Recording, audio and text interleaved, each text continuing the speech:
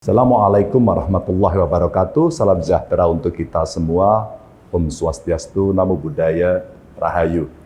Teman-teman peserta seruni yang bahagia, setelah Ki Hajar Dewantara memutuskan memakai nama Indonesia Pers Bureau pada tahun 1913-an, satu persatu tokoh-tokoh pergerakan, utamanya para mahasiswa, baik yang ada di negeri Belanda maupun tanah air, mengubah semua nama kelompok mereka dari Indische, yang berarti Hindia, menjadi Indonesische, yang berarti Indonesia.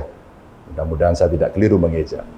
Indonesia pada waktu itu bukan sekedar perlambang geografis, bukan pula perlambang sosiologis, tapi Indonesia adalah sebuah tujuan, yakni tujuan politis. Karena sifatnya politis, maka untuk mewujudkan Indonesia, tokoh-tokoh pergerakan itu memilih perjuangan lewat jalur perang, yaitu perang urat pikiran. Ternyata, teman-teman semua, pemikiran jadi senjata ampuh yang selama ratusan tahun dicari bangsa kita. Ketika bangsa kolonial tidak mengakui pemikiran yang berakar pada kearifan lokal tanah kita, para pendahulu akhirnya bisa mengimbangi, bahkan menyaingi dengan pemikiran-pemikiran yang berbasis pendidikan Eropa. Dr. Sarjito, Kiai Haji Agus Salim, Bung Hatta, ada juga Bung Syahrir, Suwardi atau Ki Hajar Dewantara mampu membuktikan tidak selamanya orang Indonesia itu inlander. Tidak akan selamanya orang-orang Eropa itu unggul segalanya. Beliau-beliau itu bersama tokoh-tokoh pergerakan lain membuktikan kemampuan pemikiran mereka yang jauh lebih baik. Maka ketika pemikir-pemikir terbaik itu mengungkapkan diksi Indonesia sebagai sebuah orientasi masa depan, diksi itu langsung meletup. Meletup di mana-mana seperti ranjau yang terinjak.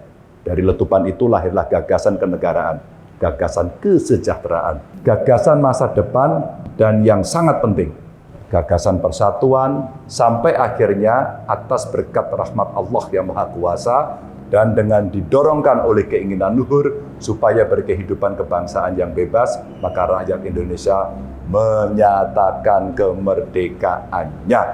Maka lahirlah sebuah negara pada 17 Agustus 45. Indonesia lah namanya. Merah putih benderanya, Garuda lambangnya, Pancasila dasarnya, dan Bhinneka Tunggal Ika semboyannya. Jika instrumen kenegaraan itu adalah kekuatan, maka bukan sebuah negara yang berdasar pada agama yang bisa mengoptimalkan kekuatan itu. Bukan pula paham komunis. Bukan sistem kerajaan yang bisa mengoptimalkan manfaat instrumen-instrumen itu. Semua instrumen negara yang diwariskan Founding Fathers kepada kita itu kan menghendaki kemakmuran untuk semua, keadilan untuk semua, dan persatuan untuk semua. Bukan kemakmuran untuk satu golongan, bukan keadilan untuk satu suku, agama, ras. Dan di dunia ini, sistem yang menjalankan spirit seperti itu dinamai demokrasi. Satu sistem dari rakyat, oleh rakyat, dan untuk rakyat. Itu jargon yang umum. Apakah itu sistem yang terbaik dalam konteks ini? Baik dan tidak baik itu sangat relatif. Jika saya bilang sistem demokrasi itu adalah yang terbaik, nyatanya saat ini negara-negara yang kuat perekonomiannya bukan dari negara demokrasi juga. Sebut saja Cina, Uni Emirat Arab, Qatar, sampai Rusia tidak menjalankan sistem demokrasi. Tapi sejarah telah membuktikan bahwa dengan sistem demokrasi itulah yang membuat kita masih menghirup udara bebas di atas tanah yang bernama Indonesia. Dengan segala kekurangan dan kemajuannya tentu saja.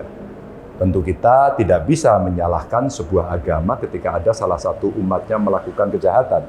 Sebagaimana agama, negara dengan segala sistemnya juga tidak punya dasar hukum untuk menentang kejahatan. Jika sebuah agenda dijalankan oleh negara dan ada oknum yang membuatnya jadi ruwet, yang perlu kita hukum adalah si pembuat ruwet itu. Dalam kontestasi pemilu misalnya, jika ada sosok yang menurut penilaian kita dia adalah orang yang jahat, suka membuat ruwet kehidupan bersama ataupun minimal ya jadi biang permusuhan gitu, buat apa kita memberi dukungan? Tunggu banget jika kita sampai menyumbangkan suara kepada pemecah belah bangsa. Dalam pesta demokrasi, semua punya hak yang sama untuk memilih dan dipilih. Karena mereka yang dipilih itu akan menjadi wakil atau bahkan pemimpin kita. Maka teman-teman, syarat dan ketentuan pasti diberlakukan agar kita benar-benar memiliki perwakilan dan pemimpin yang berkualitas. Apakah harus jadi anggota atau kader partai? Tidak juga. Asalkan ada partai yang mengusung, siapa saja bisa kok menjadi perwakilan atau pimpinan. Seperti yang ada di pilkada, bisa diusung oleh perseorangan. Kenapa mesti partai? Ya karena inilah ruang perjuangan yang bebas, sekaligus ruang yang bisa menampung semua tanpa tendensi suku, agama, kelompok, ras maupun golongan. Dan inilah ruang perjuangan politik yang dilakukan para pendahulu kita dan juga dilakukan oleh banyak negara untuk mencapai kemakmuran bersama. Sistem kepartean yang dimiliki oleh banyak orang. Saya memilih yang itu.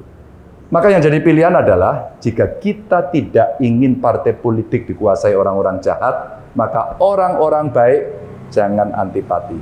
Masuklah partai politik. Sebagaimana yang dikatakan Suwoki, bagiku sendiri politik adalah barang yang paling kotor. Lumpur-lumpur yang kotor. Tapi suatu saat di mana kita tidak dapat menghindari diri lagi, maka terjunlah. Terima kasih. Wassalamualaikum warahmatullahi wabarakatuh. Hidup mahasiswa.